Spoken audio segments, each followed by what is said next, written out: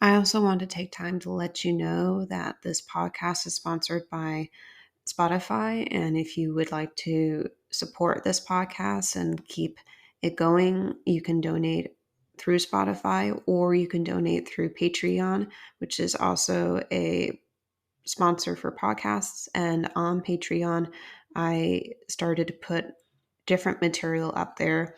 For $5, you can get some episodes that don't have any ads to it. And for $10, you can get the same episode along with the transcript for it, at least the link to it that is on my website.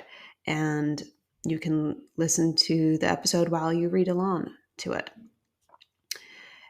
And also, BetterHelp sponsors this podcast. And BetterHelp is an online therapy program that has helped millions of people get out of whatever situation that they may be in that it requires therapy, whether that's depression or anxiety, or maybe they're going through a difficult period with being a healing from something in their past that happened. I know for myself, I've been in 8 years of therapy with a different online program than BetterHelp, but I can speak in general terms that therapy is very effective and can help you change your life around for the better. It certainly has done that for mine. And I provide all the links for these sponsorships in the podcast description if you want to check them out. Thank you. Good morning or good afternoon or good evening, depending on where you're listening from. This is Living with an Invisible Learning Challenge, where we will talk about the challenges and triumphs of living with NBLD, that is nonverbal learning disability. And we will not only be talking about the challenges that I have personally, Jennifer Lynn Purcell, but also the challenges that other NBLDers have in their life with having that learning challenge. And I also like to broaden out to other learning challenges like autism and dyslexia and ADHD and Asperger's, to try to be more inclusive and to compare and contrast the challenges that we all experience as neurodivergents. And I also try to include neurotypicals in it, as well as terms of saying that they might experience similar challenges, but to different degrees than neurodivergents do. And to try to say, hey, this is how we can help each other with these challenges.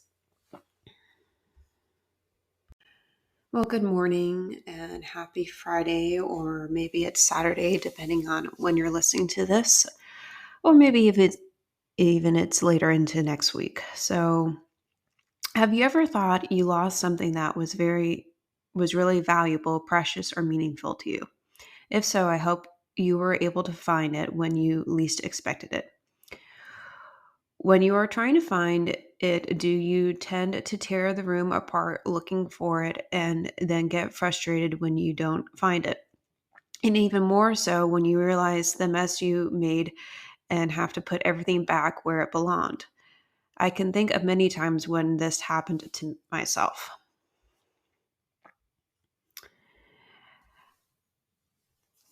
The first document is titled Four Reasons People with ADHD Lose Things by Neil Peterson on May 17th from 2018. Many people with ADHD find that they have a blind spot when it comes to keeping track of their belongings. In fact, frequently losing things is one of the ADHD symptoms listed in the DSM. Why do people with ADHD have a tendency to misplace things, though? I can think of at least four reasons. This is from the article. One, inattention. Staying up to date on the current location of a certain object requires constant vigilance. All it takes is a moment of inattention to lose the thread. You put your keys down in one room, then you leave the room without thinking about where your keys are. Two, disorganization. People with ADHD are multi-talented. We're inattentive, yes, but we are also disorganized. which means that we create opportunities for objects to disappear into a mess of papers, fall off the radar in a pile of clutter, or float out into a universe of other random objects that lack any overarching organizational system. Three, forgetfulness. Often people with ADHD are only sort of paying attention to what they're doing. This side of ADHD can be thought of as half attention or going on autopilot. You're doing something, but your brain isn't really focused on what you're doing. Four, milk in the cupboard syndrome. Sorry, that name just wants to make me chuckle a little bit. Then there are times when we lose something by just putting it in the hopelessly completely wrong place. Call it milk in the cupboard syndrome. Keys in the dishwasher disorder, whatever you want. In any case, it's another effect of the ADHD brain operating on autopilot and of inattention. Close quote. And sorry if by saying that I was going to chuckle at the name of that last one, if that hurt anybody who has ADHD or something similar. I just found the name was kind of funny.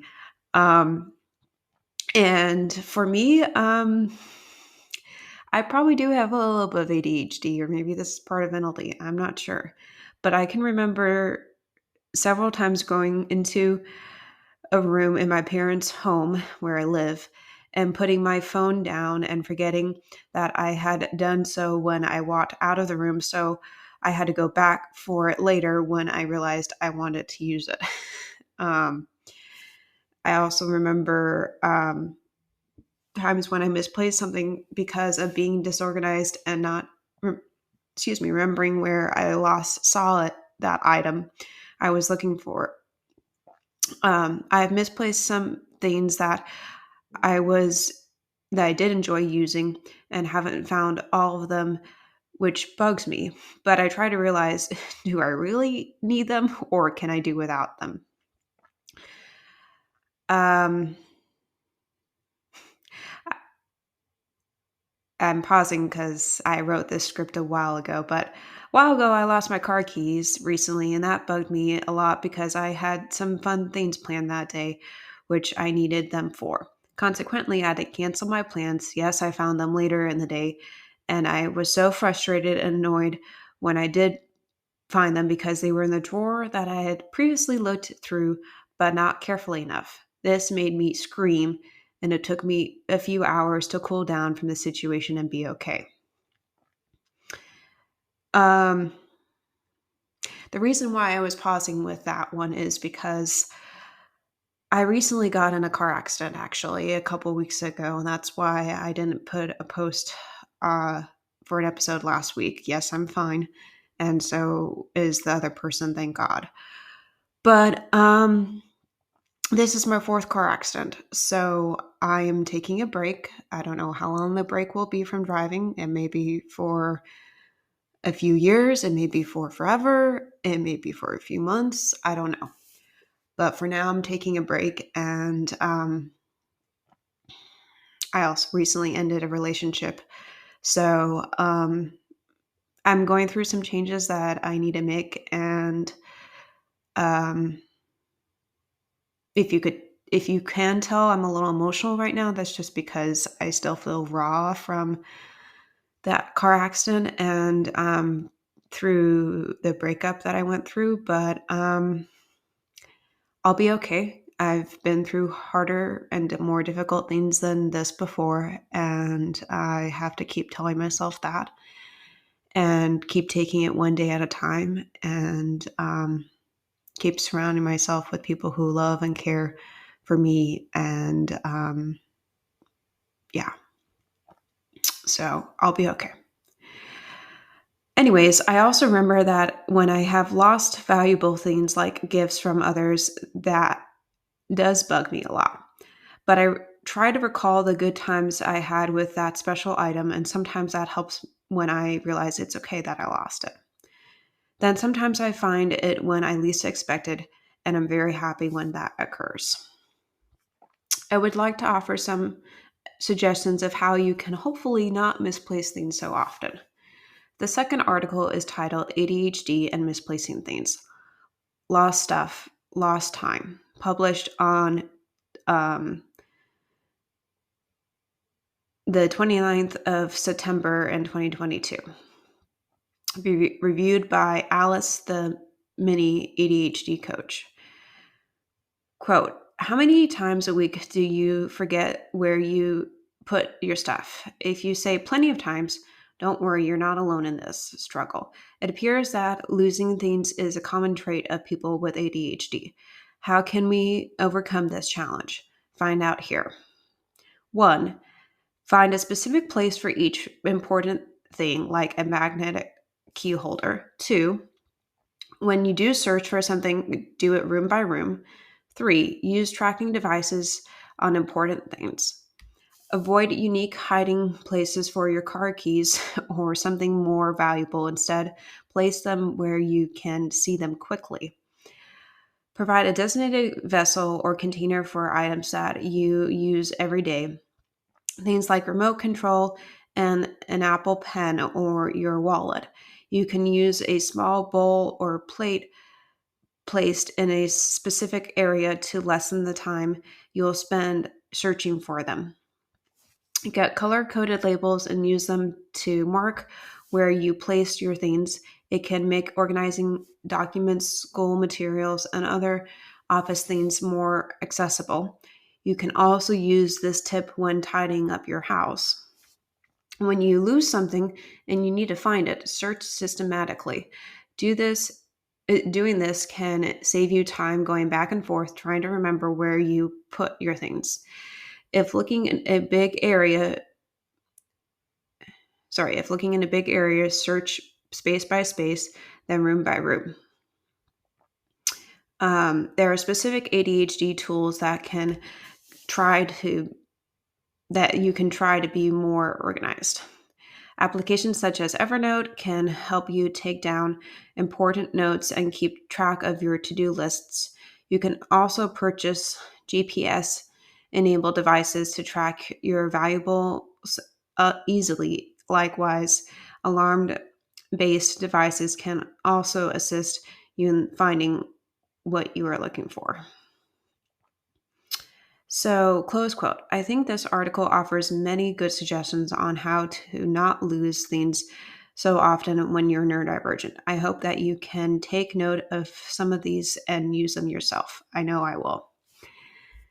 And kind of a funny story to end with, because I was reminded of it when reading over this script. I did in the past lose a little stuffed, well, it wasn't a stuffed animal, but it was a puppet, a hand puppet that I actually still have. I've talked about her on the podcast before. Her name's Christmas Koala, or CK for short. Um, and I used to take CK with me everywhere I went. And when we were traveling a lot, I would take her on every trip. And I put her in my backpack, I put her on my ski pole or on my hand, and I even had a little special voice for her, a little breakdance routine that when my friends came up with that was special. And a couple times on the trips, I thought I lost her. And found her. I always was able to find her again. One time I thought I didn't even bring her. It was like, oh, wait a second. We just spent like one night in this place and then we were going to a different place. So it didn't even make sense to unpack. Is she still in the suitcase? Yeah, she was still in the suitcase. One time she fell out of my backpack because I had her in the net part of the camelback. I thought I had her in there safely. Not really. But somebody we were walking with found her and gave her back to me. Thank goodness. And then another time, my mom was speaking her because they always do that when I was in a bad mood when I was little to try to cheer me up, and it usually worked. And she left her in like a little candle market, I think we were in, that was in town. and realized that when I was going to go to bed. So I had to go back to the market and found her so that I could go to bed because I could not go to bed without CK. I actually still sleep with her. So she's very special to me. I've had her since I was like almost 6 years old, I think. And 20 years later, she's still special to me. And 21 years later, actually. So, yeah, I hope that this episode gave you some ideas of how to not lose items that are important to you, and to have some better strategies for finding them if you do lose them. Talk to you next week, or maybe the following week. Depends on how I'm feeling. So I hope that episode was helpful to you and that you were able to get something out of it and it was meaningful for you, and that you can share that lesson with somebody else that you know who is neurodivergent or neurotypical and will be able to help you with that challenge that you feel like arises for you, or the lesson that you learned from the episode. And I hope that you take some time to journal about what thoughts or feelings came up for you while you were listening. And I hope that you can spread the word about NLD and being neurodivergent and try to spread the awareness with others as well. Thank you for listening to Living with an Invisible Learning Challenge. Talk to you next Friday. I also want to mention to you that I just launched my podcast swag on Wednesday of this week and have a page for it on my website, and I will also send you the link to it in the podcast description, and I will also send it to you in the newsletter that I usually send out on Fridays. I am now selling t-shirts, water bottles, and a backpack, and they all have the podcast logo and title on it and the tagline. So I am looking forward to watching the sales and seeing who buys them, and spreading the word more about my podcast.